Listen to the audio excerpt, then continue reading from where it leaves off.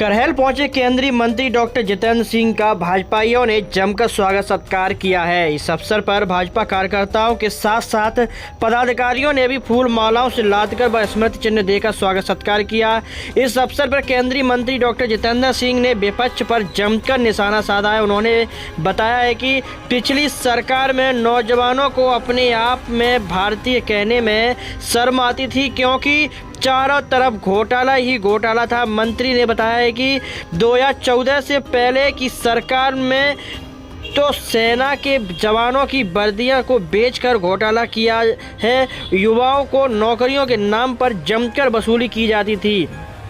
पास को फेल और फेल को पैसा लेकर पास कर दिया जाता था। 10 नंबर वाले को सीधा 100 नंबर दे दिया जाता था। इसके साथ ही उन्होंने क्या कुछ बताया, हम आपको इस वीडियो के जरिए सुनवाते हैं। एक बड़ा बयान देते हुए मंत्री डॉक्टर जितेंद्र सिंह ने राजनीतिक हलचल पैदा कर दी है। इस अवसर पर भाजपा जिलाध्यक्ष प्रदीप चौहान, पूर्व सांसद रघुराज सिंह साक्य, भाजपा नेता प्रदीप राज चौहान, अनूप मिश्रा, अरुण प्रताप सिंह, भूपेंद्र यादव, भाजपा मंडल अध्यक्ष कल्पन भारती, राकेश चंदेल, सुमित चंदेल, सचिन वर्मा, छोटू, अनूप यादव, मोहम्मद आसिफ, अरविंद गुप्ता, दीपू राठौर, आशीष चतुर्वेदी, बिमल दुबे, विवेक सप्ताह, अनुकल्प ठाकुर समेत आज तमाम सैकड़ों लोग मौजूद रहे। इसी के साथ केंद्रीय मंत्री डॉक्टर जितेंद्र सिंह ने क्या कुछ बताया, हम आपको इस वीडियो के जरिए सुनवाते हैं।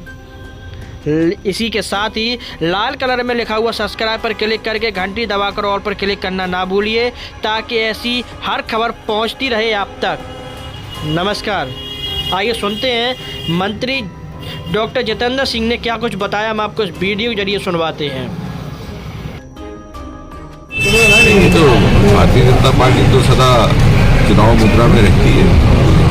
ऐसा नहीं है कि चुनाव के समय ये सक्रिय होती है, चुनाव के समय चुनावी तैयारियां होती हैं। हम हर समय 24/7/365 चुनाव मोड में भी रहते हैं और बाकी गतिविधियां भी हमारी चलती रहती है। संगठनात्मक दृष्टि से समय समय पर प्रवास भी होते हैं, दूसरे कार्यक्रम भी होते हैं। उसी के अंतर्गत आज बैठना भी हुआ और प्रवास भी हुआ।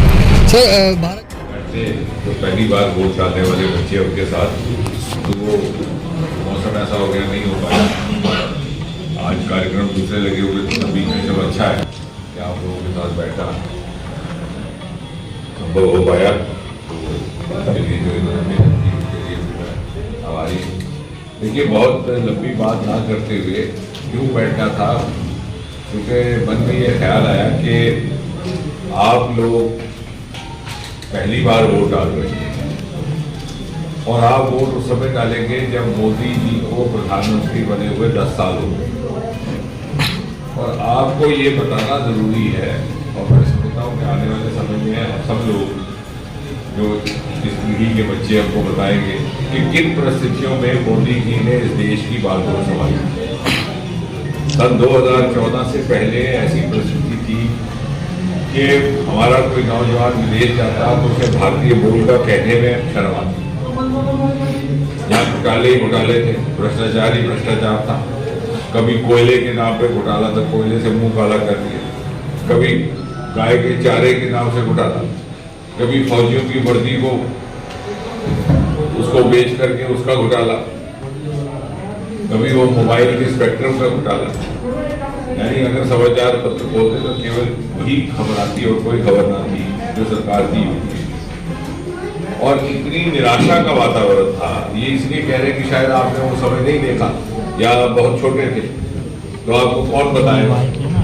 तो आकर के कुछ लोग गुमराह करने वाले समाज में घूम रहे।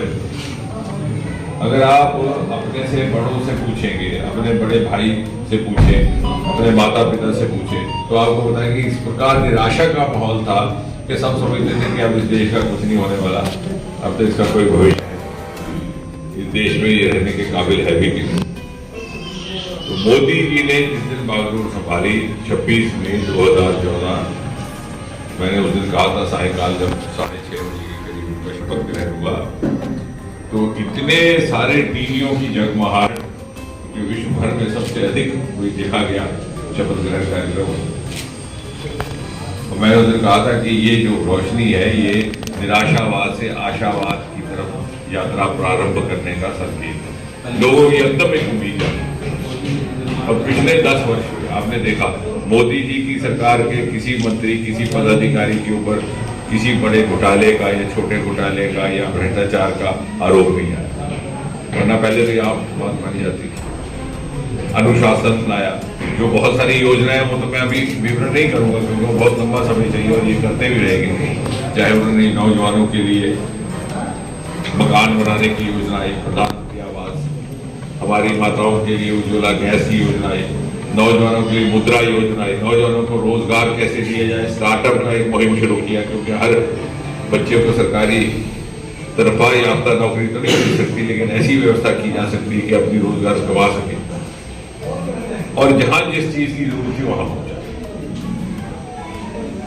नौकरियां भी देने में उन्होंने वो जो छोटे छोटे बीच में कोताहियां थी, जहां हेर फेर हो जाता था, पक्षपात हो जाता था, पैसे का लेन देन हो जाता था, इंटरव्यू होते थे, कोई बच्चा 100% नंबर लेता जो रिटर्न होता है, आपको पता है बच्चों, इंटरव्यू में उसको फेल कर देते थे। जिससे पैसे लिए होते उसको इंटरव्यू में 100 नंबर देने, चाहे उसमें 10 नंबर हो, उसको अदा कर देना। ये सारा समाप्त हुआ। इसलिए आपका भविष्य जुड़ा है मोदी जी के साथ और मोदी जी के नेतृत्व की व्यवस्था के साथ। और यहाँ पे भी मोदी जी की ही अनुकूल सरकार है जो है और केंद्र में तो वही है। तो ये संदेश मैं चाह रहा था कि आपको दिया जाए। जहां जहां भी जाता हूँ मैं बहुत संजीदगी से इस विषय पर चिंता कर रहा हूँ, इसको ले भी रहा हूँ, क्योंकि ये उसकी तुलनात्मक दृष्टि से देख नहीं पाते जैसे हम देख पाते हैं। और आपको आकर के लोग गुमराह कर देते हैं। वो कोई जोड़ो यात्रा पे निकला है, तब तो बोलता जा